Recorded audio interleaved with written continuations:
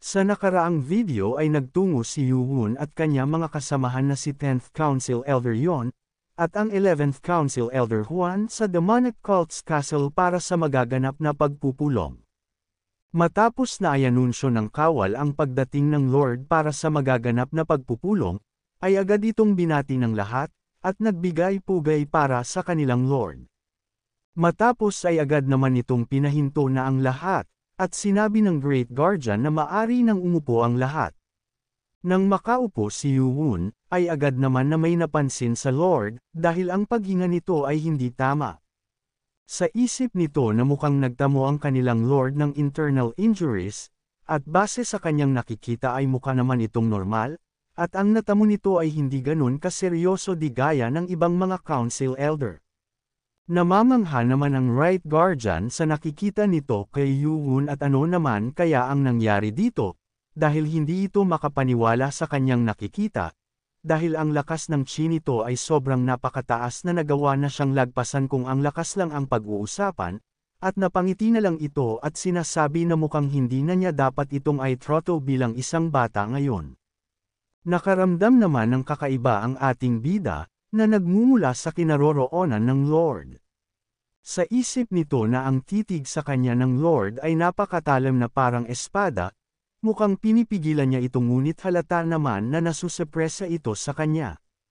Agad na nagsabi ang Great Guardian na ngayon ay uumpisahan na nila ang gagawing pagpupulong, at ang 9th Council Elder ay magre-report ng mga naganap sa demonic cult habang ang Lord at iba pang Council Elder ay wala, na agad naman itong sumang-ayon. Sabi nito na may naganap na labanan sa pagitan ng Poison Clan at ng Dark Clan, at wala isa sa mga ito ang nagawang makaligtas. Nagkagulo naman ang lahat at hindi makapaniwala na nangyari ang mga bagay na iyon habang wala ang Lord. Sabi pa ng ilang Council Elder na ang mga Dark Clan na nagawang sumugod ay walang nakaligtas at ang buong Poison Clan ay nabura sa naganap na labanan, at ito ay dahil lamang sa naganap na digmaan sa pagitan ng mga miyembro ng 6 na main clan. Nagagalit naman ang leader ng Sound Clan at sa isip nito na namatay ang kanyang anak dahil sa kagagawan ng taga-Blade Clan at Poison Clan. Sa isip din ng isa na si Yang Gang ay namatay matapos na mapisa ang ulo nito at dahil din sa teknik ng Flowing Dark Cloud Palm, pati din ang isang leader ay nagagalit dahil sa demonic sound people ni Hang Yujik ay namatay ang kanyang anak. Nag-aapoy naman sa galit ang First Council Elder at leader ng Poison Clan sa pagkamatay ng kanyang kapatid na si Lady Mu, at sinasabi na imposibleng mangyari ito sa kanya. Dahil ito ay mas tuso sa kahit na sino man, at hindi ito makapaniwala na lalabanan nito ang Poison Clan dahil lamang sa insidenteng naganap sa Demonic Academy, at ang lahat ng ito ay nangyari dahil lamang sa napatay ni Qian Muyon si Cholgu ng Poison Clan, at dahil lamang sa nakitang bakas ng left sword right palm sa katawan nito. Sa galit nito ay nawasak niya ang hawakan ng kanyang kinauupuan at napapasabi na ang rason at ang resulta ng labanan, ay hindi niya ito matatanggap. Napapaisip din ang Lord, at hindi makapaniwala na ang babaeng yun na si Lady Mo, ay madali lamang na nahulog sa patibong na ginawa ng Poison Clan. Masaya naman sa nakikita si Left Guardian, at napapasabi na lang na ang plano ni Qian Yu-Woon ay talagang nangingibabaw ngayon. Dahil ang mga ito ay hindi na magkakaroon ng parehas na relasyon sa isa't isa di kagaya ng sa dati. Dagdag pa sa ulat ng 9th Council Elder na base sa batas ng Demonic Cult at ng Demonic Academy, ang Council Elder na si Qian Yu-Woon ay nagawang maipasa ang ika-6 na pagsusulit at naging bagong 12th Council Elder, at ang formal na pagtatalaga sa kanya ay nakansela dahil sa ang Lord ay wala. Ngayon ay nais nitong italaga ito upang maging opisyal na sa kanyang pwesto. Agad naman na tinutulan ito ng leader ng Sound Clan at sinasabi na ang dahilan ng pagpupulong na ito ay hindi upang magtalaga, at ang bagay na ito ay dapat na ikansela para sa isang debate. Ngunit agad namang tinawag ng Lord si Qian Yu-Woon sa kaniyang harapan, na agad naman din itong sinunod. Sabi nito na bilang ang ika-23 Lord ng Heavenly Demonic Cult, ay gagamitin nito ang kanyang autoridad upang may talaga si Qian Yu-Woon bilang ang bagong 12th Council Elder ng Demonic Cult, kaya naman ay ibigay nito ang kanyang buong katapatan at kakayahan sa kanilang cult, na agad naman na sinang-ayunan ni Yuun.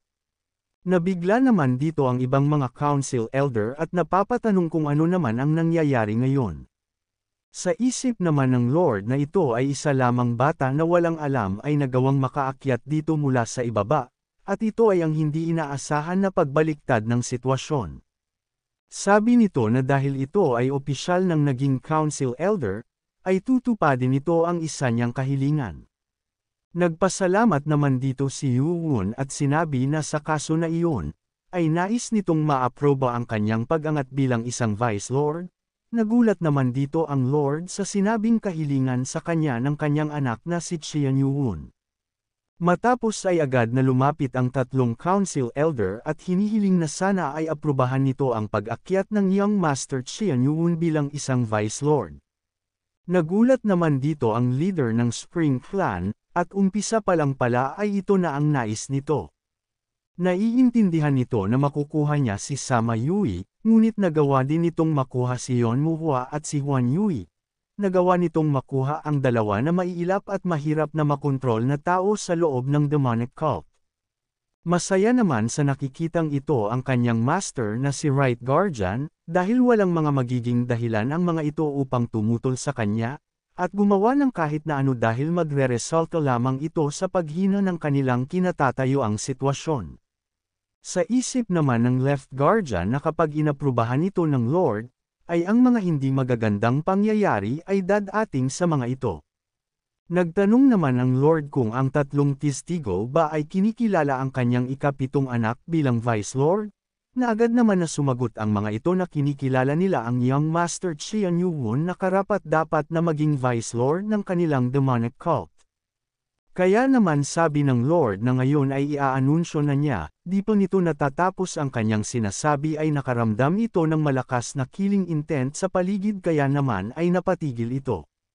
Sa isip naman ng First Council Elder na leader ng Dark Clan, ay kaya pala nais nitong maaproba bilang isang Vice Lord, ay ito na talaga ang ninanaiis nito ng matagal na, at nagpalabas ito ng malakas na killing intent sa kanyang katawan. Nang bigla naman itong tinutukan ni Left Guardian ng espada sa kanyang leeg, sabi nito na itigil niya ang kanyang ginagawa, at sino ito upang magmatapang sa loob ng Great Hall habang ang Lord ay nandito. Bigla naman itong sumigaw at sinabi na tingin ba ni Yuun na hindi nito nahalata ang kanyang plano. Nilinggan naman ito ni Yuun at tinitigan, at maya-maya naman ay nginitian niya lamang ito. Dahil sa ginawang ito ni Yuun ay umapoy sa galit ang First Council Elder, ngunit pinatigil na ito ng Lord matapos itong magpalabas ng kanyang malakas na aura.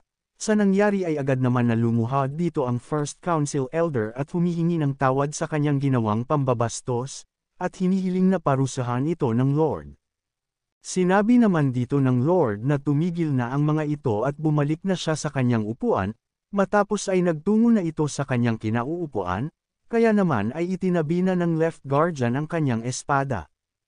Habang ang mga ito ay pabalik na sa kani-kanilang pwesto, ay sa isip ng First Council Elder na uungkatin nito ang lahat ng nangyari ng siya lang at pagpipire-piresuhin nito ang kanyang katawan gamit ang kanyang sariling kamay.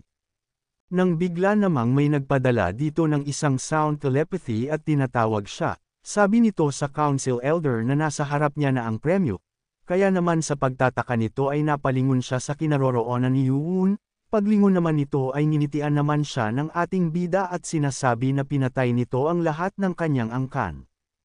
Kaya naman ay nakaramdam ito ng matinding galit, dahil dito ay agad nitong sinugod ang ating bida.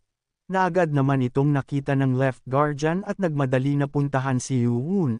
Agad naman na nagsagawa ito ng isang teknik at ito ay ang Fluong Dark Cloud Palm at sinabi sa Left Guardian na huwag itong hamarang sa kanyang harapan, matapos ay agad niya itong iniatake sa paparating na Left Guardian na matagumpay naman na tumama. Dahil sa lakas ng atake nito ay nagawa niyang maipatalsak ang Left Guardian, kitang-kita naman ang resulta sa ginawang atake ng First Council Elder dito. Matapos ay agad itong naghanda ng atake para kay Yuun at ito ay ang True Demon Sword Ultimate Technique, True Heartless Sword. Nagulat naman dito ang Grand Guardian sa nakikita niya, pati ang 10th Council Elder yon ay hindi din makapaniwala. at napapasabi na ito ay ang True Demon Sword na itinuro sa kanila ng taong walang pangalan. Napapaisip naman si Yuwon habang pinagmamasdan ang papalapit na atake sa kanya dahil napakalakas nito. Ang lakas nito ay sobra pa sa standard na True Demon Sword, at ito ay sobra pa sa napunan ang kakulangan ng teknik na ito, ngunit ang isang ito ay nagawa niya ipa-evolve. Agad naman itong sinalag ni Yuwon, matapos ay nagsagawa ito ng isang atake. Nagulat naman ang Council Elder sa nakita nito, dahil ito ay ang 24 Demon Swords, at papaano nitong nalaman ang patungkol sa ganitong klaseng sword technique. Kaya naman ay iniatake nito ang isa niyang kamay. Nagulat naman dito si Yuwon dahil hindi niya ito inaasahan, kaya naman ay matagumpay nitong napinsala si Yuwon. Nang matapos ay napaatras ang dalawa, sa isip ni Yuwon na ito pala ay gumagamit ng True Demon Sword sa kanyang kanang kamay at ang Dark Demon's Crushing Sword naman sa kanyang kaliwa. Bukod sa gumamit ito ng left sword right palm, ay gumamit din ito ng left sword right sword. At nagawa nitong gumamit ng dalawang magkaibang teknik sa kada kamay nito, at ang pakiramdam niya ay dalawang taong nagtutulungan ang kanyang kinakalaban ngayon. Agad namang ini-activate ng nano machine ang self-healing mode nito matapos na makatanggap ng pinsala sa kanyang katawan. Sa isip nito na kung wala sa tulong ng nano machine ay kamatayan ang magiging katapusan niya dito. Sa isip ng First Council Elder na magagawa niya itong tapusin sa isang atake lamang habang ito ay sugatan, at hindi nito alam kung saan niya natutunan ang 24 Demon Sword, ngunit hindi lamang siya ang may alam itong gamitin, at agad na itong naghanda ng atake, at ito ay ang True Demon Sword Ultimate Technique, at sa kabila naman ay ang 24 Demon Swords the First Technique. Kung umabot ka na sa parte ng video na ito ay maaari lamang na i-click ang like at super thanks sa baba bilang pagsuporta. Maraming salamat. At agad na itong sumugod sa ating bida at sinasabi na ito ay ang kanyang sekretong teknik, ang Mujin 1 Ultimate Secret Technique, Left Sword Right Sword.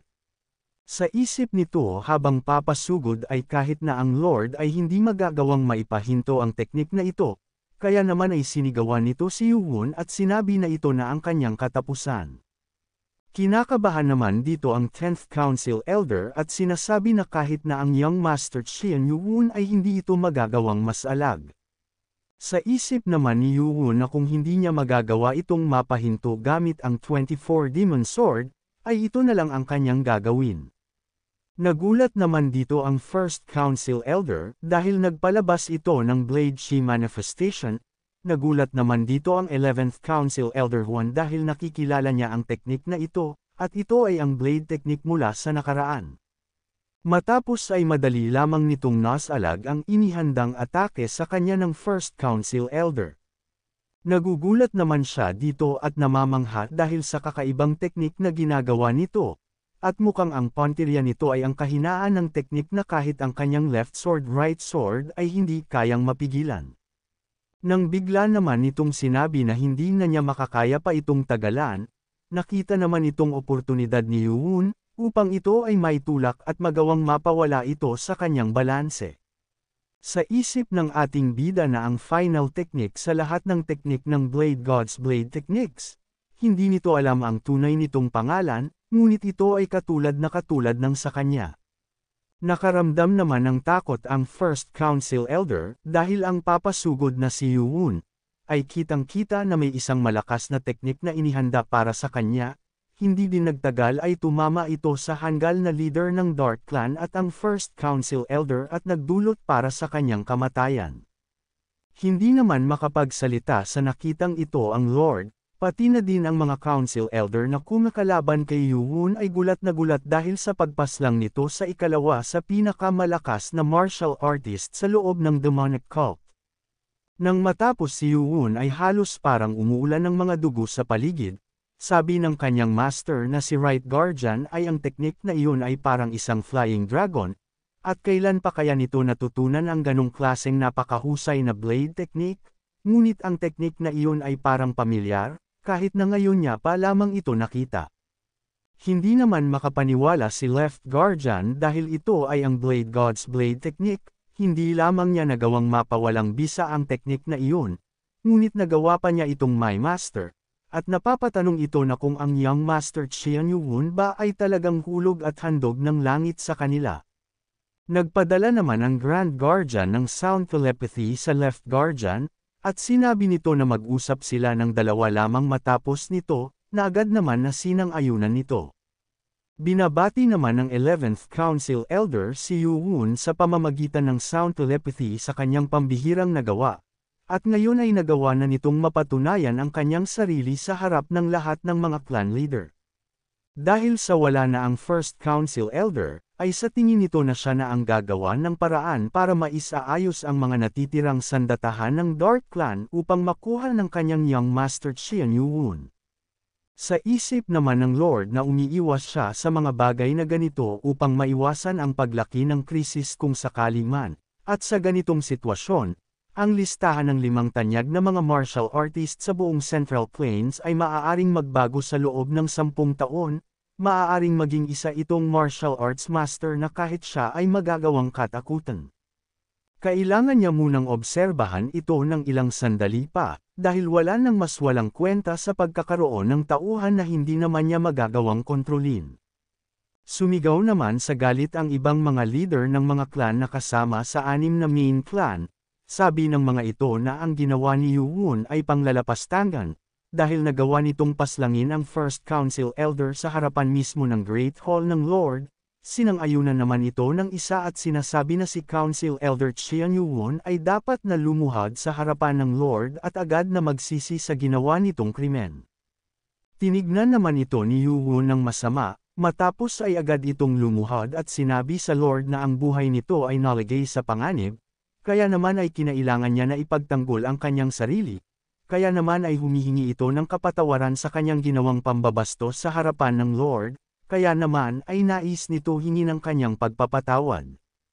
Masaya naman dito ang Sang Council Elder, sa isip nito na masyado itong nagmamalaki, ngunit ayaw ng Lord na natatapakan ang autoridad nito ng kahit na ano at sino man, at ipapakita nito ang kanyang hindi pagkagusto sa ibang paraan.